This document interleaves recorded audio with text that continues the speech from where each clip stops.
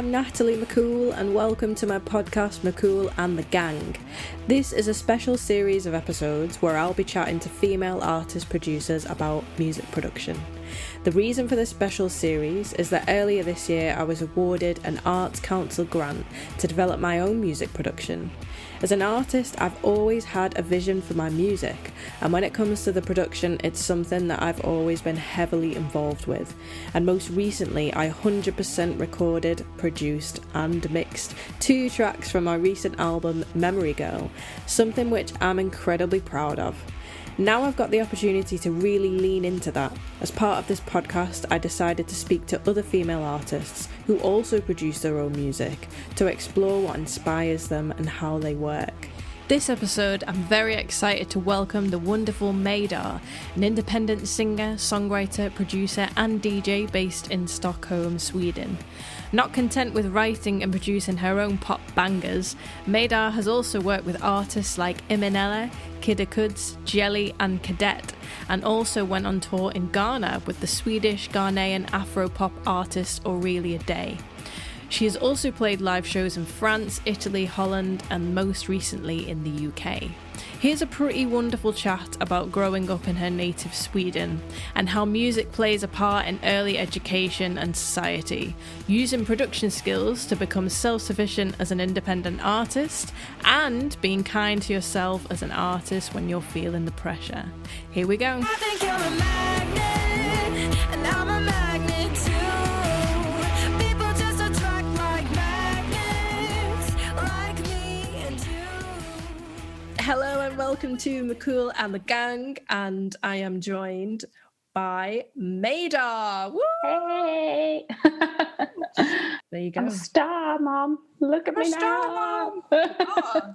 Oh, thanks so much for speaking to me. Thank you. Yeah, I really, really love your stuff. You know, it's such great pop melodies and really strong lyrics and loads of sass and just really, great production as well. So Thank you. Thank you so much. I'd love to know, how did you start, not kind of like writing songs and making music, but how did you begin to realize that you could record and produce yourself to such a high standard? And was that kind of, did it happen by accident, or did you set out to? No, it was sort of an accident, but not really, because I was 15 and I was like in a band and I was singing and writing songs. And when we're 15, we apply for sort of our version of like high school, I guess. And they have different directions. So you can choose like, I don't know, like everything from just like nature, like biology and everything, or theater or music, or you can choose like different directions. And I wanted to go to this music school that was very good. And I applied for like singing, like the vocal line, and singer-songwriter. And those were the ones that I wanted to go. But then my music teacher in school was like, but you should start just producing and like apply for music production as well. You'll always be able to sing and write, but producing is really good to know. And I was like, yeah, maybe. And then I just started doing it, and I guess I thought that was fun, and I applied. And then but I still wanted to go like singer-songwriter. That was the one that I wanted to get into. But I didn't get in to the other ones. I got into music production, but I didn't get into like the vocal or the singer-songwriter line. Yeah. So then I started that, and I'm like super, super grateful, because he was right. Like you can always, like you can develop your own writing skills and everything much easier than like learning to produce. So then I went this school for 3 years, and it was like music production and also like live sound. So Wow. I used to be like a live sound technician as well. Wow. And then I just sort of continued. I produced mostly for myself. I still produce mainly for myself, but now I produce for some other artists as well. And everything has just really been a question of like like a budget, because I was an independent artist for like many years, and after a while I was like, okay, I have to like start releasing music, but I can't really afford someone to mix it. So I was like, yeah, I'm just gonna learn how to mix. And it's just this sort of like mindset that like I can do it if I want to. And I think I've had like a very big like I've been very like fortunate, because I've been surrounded by very like many women. Like everyone is always like, I don't see any female producers, like where are the females? And I'm like, I see them like every day. Like, wow, that's so cool. So I think that was inspiring too. And obviously like just I think it's fun. Like I think a lot of people are like, okay, I want to learn how to produce, but you don't like put in the hours and all the like times when you're sitting like this and like, why doesn't it work? Or like sound the way I want it to. And it's just this, you have to have this passion for it and thinking that it's fun, because it is fun. But yeah, so that's how I started. And then when I was like off, like after I graduated, I was just making music. I was also DJing. I still DJ, and I was in this group with another girl, and we made our own music and toured with that around Sweden. And then after a while, I was like, okay, I sort of felt like I was stuck in the same place, so I applied for this other music school, and that's where I learned even more about production and like mixing and stuff. So that's so cool. I had a few questions off the back of that, like, because I was similar. I was like, I don't know many female artists who also produce their own music, like, you know, fully produce it and are responsible for the whole thing. But I think maybe, do you think that's because of the different scenes? You know, maybe Stockholm has more female producers. I don't know. I think there are many reasons why we have some like big, or like we have more female producers. I think Sweden is in many ways like a very progressive country when it comes to equal, like between the equality between men and women. But also we have so many cool, like there were a few groundbreaking people, at least like obviously before, but like for my generation it's been like Robin. She's a producer and she's like a female artist. We have like Lykke Li, who's also like a producer. And I remember it so clearly when I was in this first like high school, and I remember that I read an interview that she had also gone like music production when she was in high school, and I was like, okay, if she can do it, I can do it. So I think that makes a lot of difference, like if you have role models. But also I mean, there has been this there's also this thing that we in Sweden have like free education and everything, so it's easier. I think that's like a big reason why people generally are like good at music here. Is we have free education, we have so many like musical elements like during school. We played flute and we played like different instruments from when I was like 8. So but definitely I think it's that we have these like role models. Definitely. I think it's a generational thing as well, because I guess that now there are a lot more women who want to produce, and it's so amazing. And I just think like back when I was in school, like, I don't know, I couldn't name you anyone who produced. And if someone had said to me like, you should do production, I would have been like, I wouldn't know what I was doing. That's just kind of like a self-belief thing more than anything, isn't it, really? Yeah. And I mean, it's like that with everything, like not even only production, but like what instruments different genders play.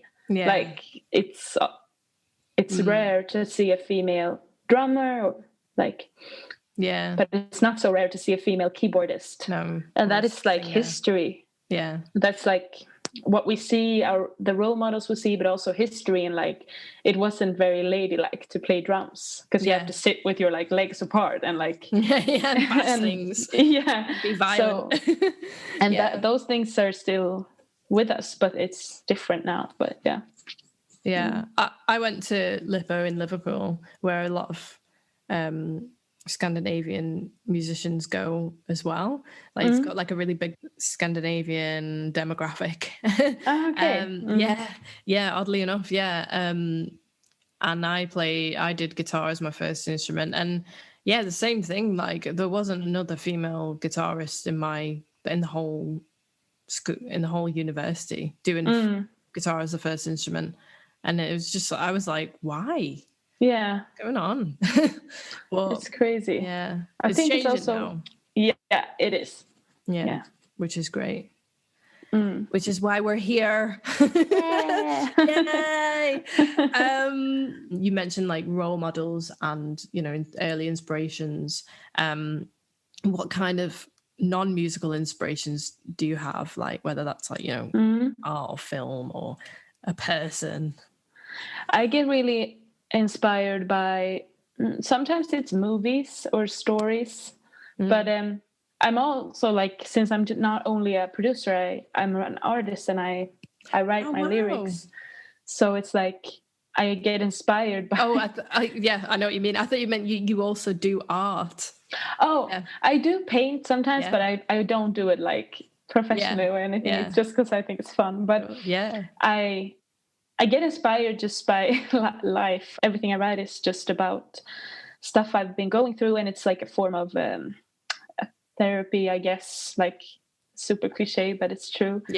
And I don't know, I just feel so much like, sometimes I get like, I realize how grateful I am for music being a part of my life. It's really like a blessing. But I get inspired by most things, like in my everyday life or in my from what I hear other people say or how they speak, or so. And sound wise, I think I've always really just loved putting like your emotions into something else than words as well, just like creating a little, it's sort of like a journey or like a universe in every song, which is really, the fun part of it. It's like, okay, which world is this song gonna be in? Or like, that's the fun with production, isn't it? It's like the soundscaping.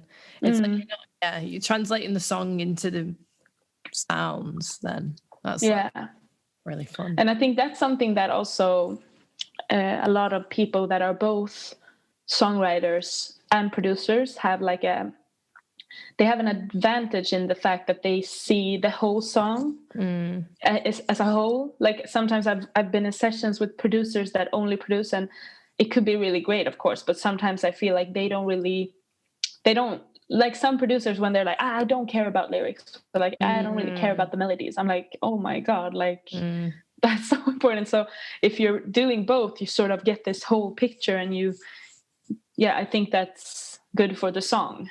Yeah, that's really interesting. Yeah, I've worked with a few producers who are like that, and it's always like it makes you value it less as well. Like when you're in that situation, then that's really fucked up. I get really pissed. I'm like, what? I don't really care. What you should say, like, well, I don't really care about production, so I guess we don't really care about each other. Why don't we just leave the room then? It's like definitely. Rude and also, say, isn't it? I think it's very weird, and it's also like if you listen to these timeless songs, that's not because of like a certain production. Maybe some songs, maybe like Believe with Cher became a huge hit because they used autotune in that way for like that was one of the first songs that they did that, but still it's still the melody and the lyrics and everything that people will relate to. So and like if you think back to when you were like a teenager sitting in your room and like listening to music, at least for me it was like the lyrics that were important. So It's important to have the whole picture, and the production is obviously like there to enhance the song and there to like get the listener to the vibe and to the right feeling, sort of. Yeah. Yeah, Awesome. but that's my inspirations vary. It's different between what sometimes it's something that has happened to me, and sometimes it's what I hear, or like a story that someone tells me, or Yeah, I'm very similar. It's like relationships for me, not like just romantic ones, like all kinds of ones. Yeah. Oh, amazing. What kind of DAWs do you use, and kind of, if you use any like sample libraries, things like that? I produce in Logic, and I use a lot of Splice for like drum samples and stuff. And I also love Addictive Keys. That's like one of my main like keyboard or like piano. Is that a plugin? Yeah, it's a plugin. Yeah. Cool. And also Serum, the synth it's also a plugin. But yeah, for samples, either Splice, or just me and my friends will sometimes switch sample packs and just like go through each other's, which is fun. That's good. Yeah. And sometimes I sample stuff with my phone and like bring them into Logic. Cool. That's that. And then for plugins, except like the ones that I already mentioned, I use a lot of Sound Toys. And Fab Filter. Also, obviously, Waves. Yeah. I think those are like my main three. The ones that I use. So, what's your favorite Sound Toys plugin? Maybe it's so varied, but I like the Decapitator. It's very good for drums and everything. And Devil Lock, I use that a lot on vocals. Also their reverb and their delay, like the Echo Boy and little plate. I was looking at getting that pack because we use it a lot with my friend has it, who I work with sometimes. I'm just like always like, can we use the Sound Toys? The Sound Toys plugin will sound great on this. So I think I need to just get it myself. How much so I was interested when I was listening to your tracks, because I'm aware that on Splice you can get some more kind of formulated sounds, like loops, or like loops. Like how much do you use loops? Because I like using loops, but sometimes I'll program it individually. It depends, but I use it's different. Like the latest single that I released, one of like the main like guitar melodies in the chorus is like a Splice loop. And in the beginning I was like, we should change it, but then I was like, why? I don't know, like it sounds good. But I don't generally use like full on loops for like the chords. I usually just make the chords myself. And then maybe I say mainly I use Splice for like drums or like effects, like sweeps and swooshes and stuff like that. But sometimes I use loops. I don't see the like problem with doing it. I think sometimes there's this like producer vibe that you're like, you shouldn't use loops. And it's like, but there's so many now. Like, what's the chances that you're going to use the same?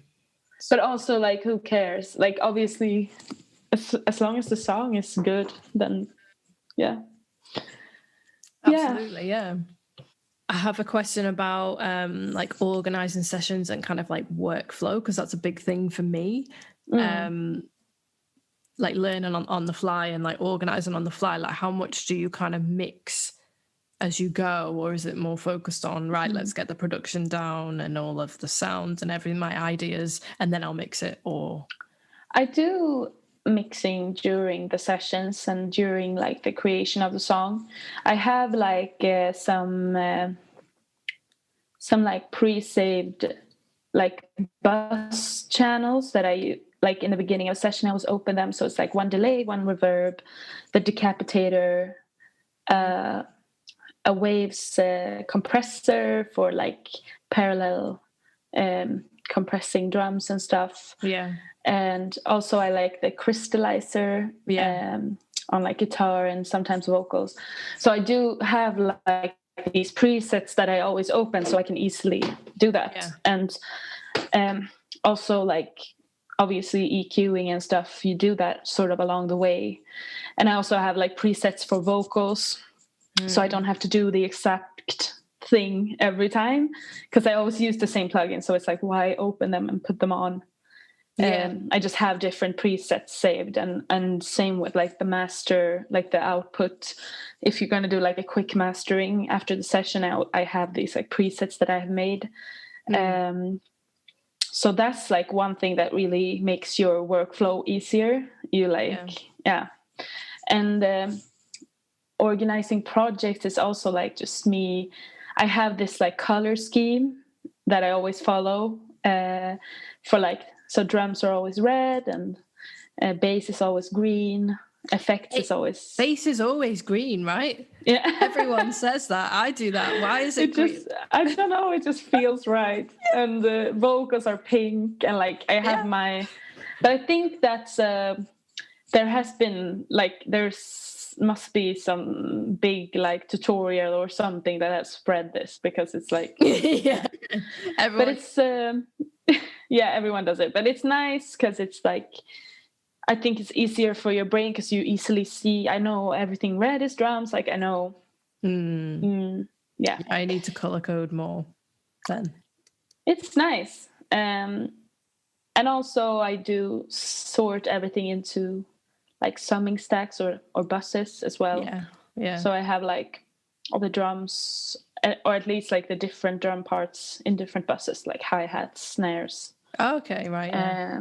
And also like, synths, vocals, backing vocals, harmonies, like everything in different buses, mainly to save like computer like power, processing. I guess. Yeah. Oh yeah, so that's so insightful. So you separate kind of all of your drums into different I have like one for snares, one for hi-hats, one for... Is that because they're all kind of EQ'd differently, or And also like usually I like to side chain the hi-hats a little bit to the kick and stuff like that. So it's easier just for like doing the different parts. But then I have like, I send that. So if I have like a bus with snares and one with hi-hats, for example, I also send that bus to like the parallel confirmation bus. So like, It's so interesting to see people's different ways of working. And I think that's like the main source of learning new things, like seeing how other producers work. Is there like like a particular shortcut or technique you've discovered or learned online that helps you work fast or like get to the ideas that you like faster? Don't know if there's like one particular actually. I mean, I use shortcuts all the time, obviously, and I don't know if there's one that is like, this is the best, but I really like the one where it's like Command X, or if it's Control X, where you just like cut out all the silences in an audio take. That's like one of my favorite ones when I'm editing vocals. That's amazing. I didn't know that. I didn't know. It's really nice. It's like boof, and then they just cut all the silences out. Oh my god. But obviously like time stretching is like super important, and all these things that are like you use all the time, but you just don't really think about that you're using them. I do this all the time when you kind of discover a new plugin, or like you make it's like a happy mistake with some kind of sound and you just love this particular sound that's coming out, is there something that you're buzzing off at the moment that you're kind of using on different tracks? You know, when you want to use it all the time and then... Yeah. Right now I have a thing. It's like I use it on all my productions. I have like the sample of like a sort of like a children playing in the park, sort of just like Yeah. and I put that in on a like really low volume, and then I sidechain it to the kick, so you don't really notice it, but it sort of gives like this like alive sense of like something is different all the time. Yeah. So that's something I use. Also, I need to tell you a tip on that I forgot before that go on. that like blew my mind when I learned it, and it's like, because you know it's so easy when you just put in different audio samples, your output bus or the output is always like peaking, like it's very high. Yeah. But like every time I pull in a like drum sample or a sample, I just mark it and then I put down the gain with like 10 decibels. Yeah. So all the samples are like a little bit lower, and then the master almost never peaks. Oh wow. Okay. So that's a nice one. That's a good tip. Yeah. Sometimes when you splice samples are so loud. Yeah. Yeah. They don't have to be that loud. No, they don't. Like, save our ears. Yeah. Exactly. That's so fun. That's kind of like, what you mentioned earlier is more like sound design almost, isn't it? And like, giving I guess dynamics to the track. And it's not a musical thing, it's just a thing that's there. I like that. Yeah, I love doing stuff like that. It's fun. Yeah, same. Yeah. Is there so obviously you're an artist as well, and lyricist, and singer, and I just was curious to see what, and this is a question that you get asked in interviews, isn't it? It's like, what comes first, the lyrics or the music? And it's always like, well, it's different every time, so I don't know. You never know. But what when you're producing as well, because production influences the song too, I guess. So is this is it different every time for you, or do you usually like to have a backing track to work with or something to write to? Yeah, it's different, but if I start with production, I almost always start with drums. Yeah. Or the chords. But usually drums, so you get like a groove going. That's mainly because I don't get a vibe to like the metronome. So I just want something else to groove to. But sometimes it's just chords, sometimes it's a melody, sometimes it's lyrics, like it's totally different. But when it comes to production, it's usually the drums that come first. Okay. Yeah. I wrote my last album was on just on the kind of like drums and bass. Hardly any harmony stuff at all, and that was really interesting. I found that was really cool. Nice.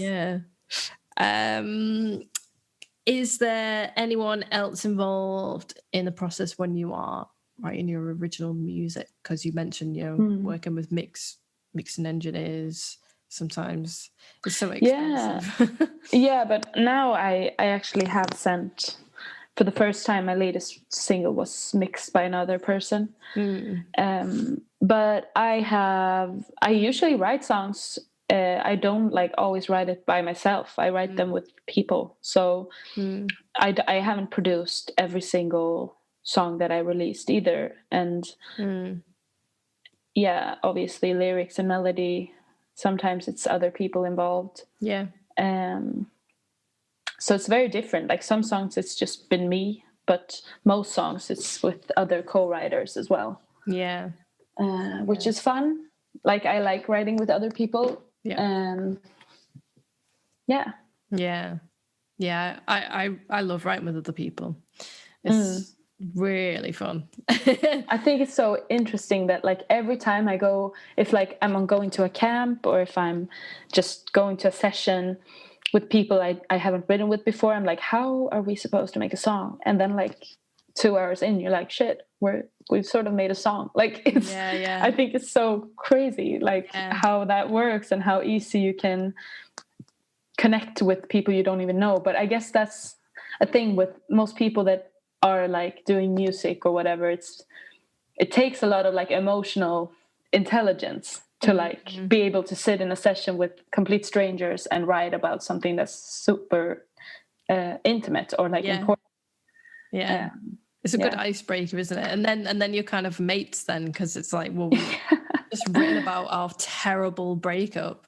Yeah, so exactly. I know you now. It was actually quite funny. Like, I think it was my second session with Sam, the guy who recommended me to you. Yeah. And it was just me and him, and he was producing and I was writing, and I was like, had just gone through this like heartbreak situation.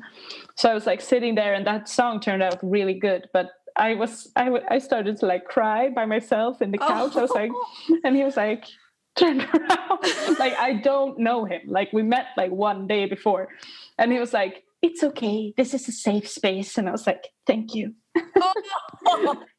So it was like, it's so funny that you're like sitting there crying and like writing your heart out, and you don't even know the person, but it's like still okay. That's beautiful. So yeah. And sometimes I kind of like when you don't know the person, because when I write with like my friends, which is also obviously a lot of fun, but if I was like, started crying, they'd be like, oh my God, let's talk about it. Yeah. But now it's more like, it's just a song. Yeah, it's good. It's like, use it. Exactly. Yeah. How do you know when a track is finished? Is it? That's like the hardest, isn't it? Like, when is it finished? But usually you just know. Yeah.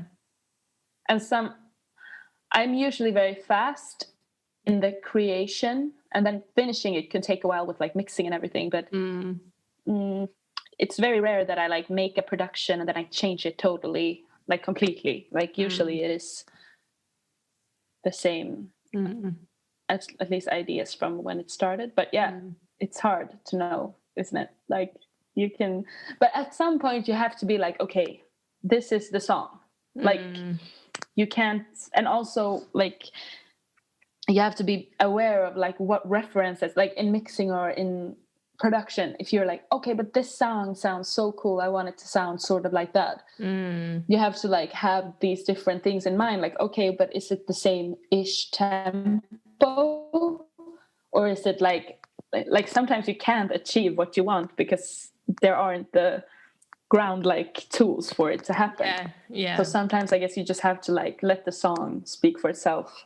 Yeah, definitely. But usually I'm just like, my like meter for it is when it's like, okay, if I put this out and it doesn't go well at all, if it's like 2 people will listen to the song, will I still be happy with it? And it's like, I'll still be proud of it, then it's finished. Cool.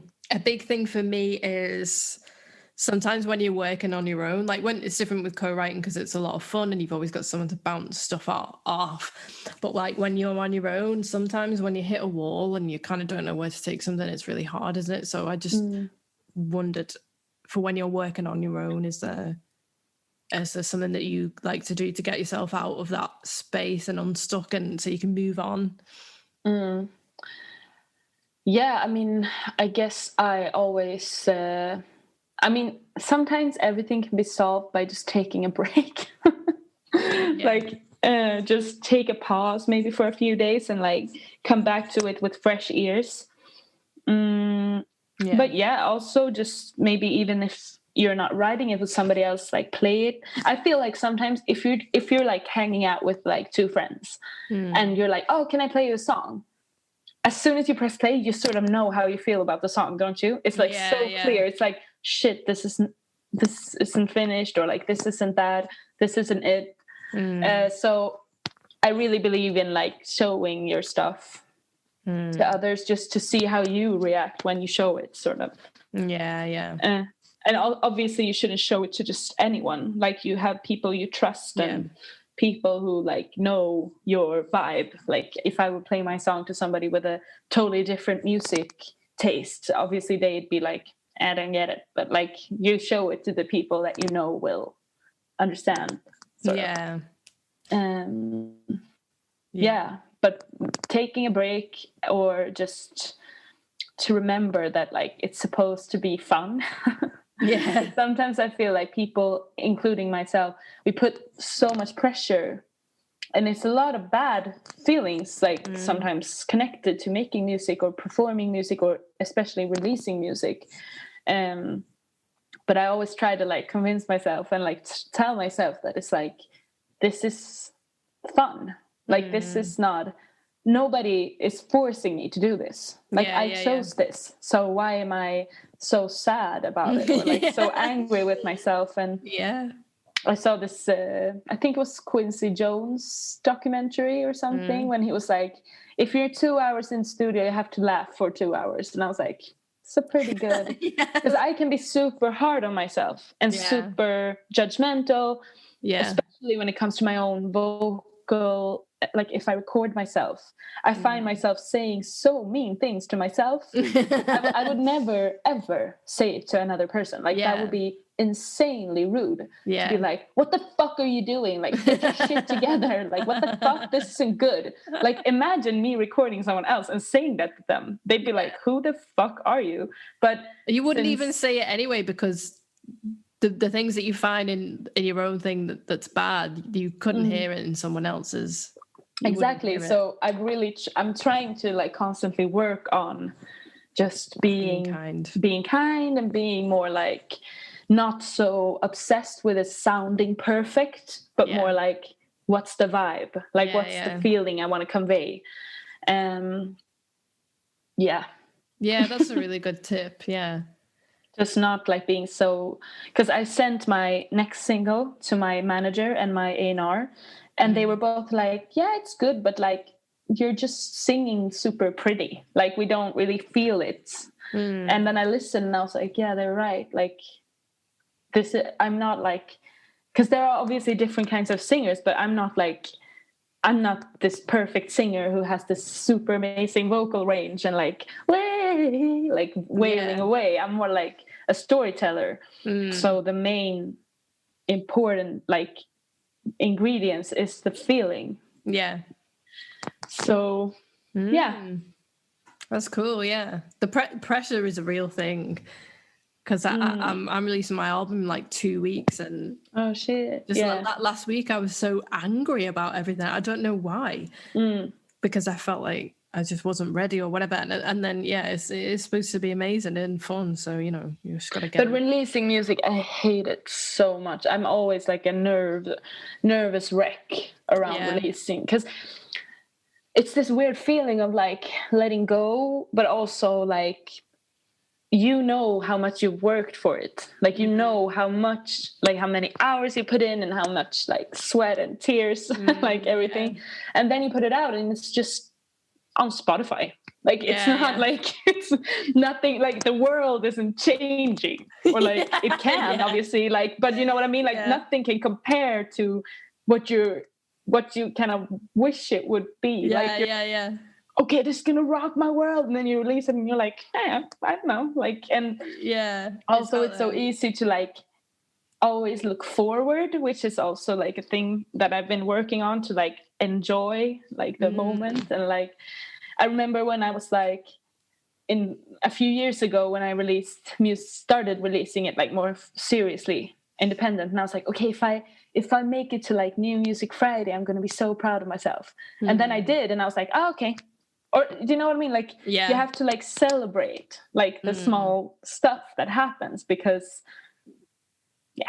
it's just important to not always look forward, which is good. It's good to do a mix. You can't always only be like, I think there's like a reason why some people make it big. It's because you're not happy with just the way it is, but it's still like important to not miss milestones out. Isn't it? You need to get the milestones and not miss out. And like I think it's important to like really just be kind and be like happy. And also sometimes I'm like during a release, I'm like, oh shit, like I want more listeners and I want this song to reach so many people. But then you sort of forget, like, still it has reached a lot of people, and like it has a meaning to these people. Like when I released my latest single, I got this message from like a girl that she just like started following me. And after like a few weeks, she wrote to me that she was gonna like tattoo a part of the song on her arm because it had meant so much to her. And I was like, shit. And I had been like obsessing and been like, oh shit, it didn't like meet my expectations, this release, and like I expected more, sort of. And then I got that message and I was like, shit, like that's so fucking huge. Like the main like reason why I do music is that you can connect with other people. So it's important to not just be ungrateful or like be sad about it not making it as big as you want it to. Yeah, it's a huge thing for yourself. If you were to collaborate with any human, who would it be? If I could just anybody in this, anyone, yeah. Do they have to be alive? No, or can I can choose be like deceased? Okay. I mean, it would be cool to make a song with like some, I don't know, like Billie Holiday or something, like, because I really listen a lot to her. And but nice. Obviously also I guess Rihanna would be amazing. There are a lot of people I'd like to collab. Like Daniel Caesar is a big favorite of mine. Daniel Caesar, is that an artist? Yeah, he's a R&B artist. Oh, cool. Or like, do you know Coffee? She's reggae. Yeah. There are many artists, but Nice. Yeah, Coffee is cool. I like her. She's so cool. Vibe. Yeah. She's also the youngest, or like the only. She's either the youngest or the only female that has ever won like an American Grammy for like reggae of the year or whatever they call it. That's brilliant. Pretty cool. Yes, we love that. Do you have any advice for women who are just starting to produce their own music? I think maybe the main, because I teach some like music production as well, and what I see when I have like female students, generally, not always obviously, but like generally, is that you're very afraid of something going wrong, and you're afraid, and you're like, wait, but what does it like? You don't have the same like feeling. I don't know how to explain it. But just like letting yourself try and fail and try again. So I'm always like, don't be scared. Like nothing will happen if something goes wrong in your project. Like you're not a fucking heart surgeon. Like nobody's dying. Nobody's like, just try and fail and try, and then you'll make it. Or like, So I guess just don't be afraid of trying and doing stuff wrong. You'll do it wrong, and it's okay. Like I think we have this pressure on ourselves to always be so good. That's quite unnecessary. And also just talk to your friends about, like, I find myself as well, when I started producing, that I kept to myself a lot, which is like, you learn so much when you're sitting with others and just playing around and producing. So it's also a tip to just like sit around and do it with other people. Yeah, that's the next thing on my project. So I'm gonna like sit in with, so actually Sam's one of them, and Sophie, who's his partner. Oh yeah, I've written with her as well. She's also really good.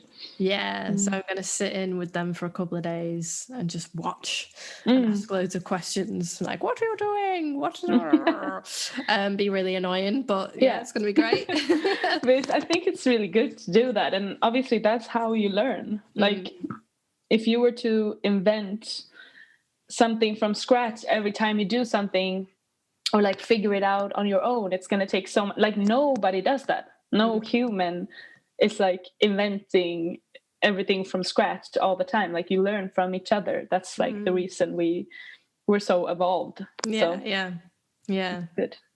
That's true. Oh, amazing. It's been so insightful, and thanks so much for talking to me. And Thank if you want to kind of, what's next for you? If you want to, you know, talk about anything you've got coming out, or... Yeah, I have this album that I've been working on, which could be finished, but it's back and forth. Yeah. And the thing is that it's in both Swedish and English. Wow. So it's sort of a question of like how to package it, I guess. But I'm working towards releasing that, which I'm very excited about. And that's what I have in store at the moment, basically. Cool. Just finishing up stuff. I'm trying to not write new songs. And just like finish the ones I have. Yeah. Yeah. That's that. Wow, amazing. I think you should keep on writing new songs. Thanks. Yeah, I am doing that. It's just that at a certain point I'm like, okay, I have to start releasing shit. Yeah. But yeah, so that's what I'm doing at the moment. And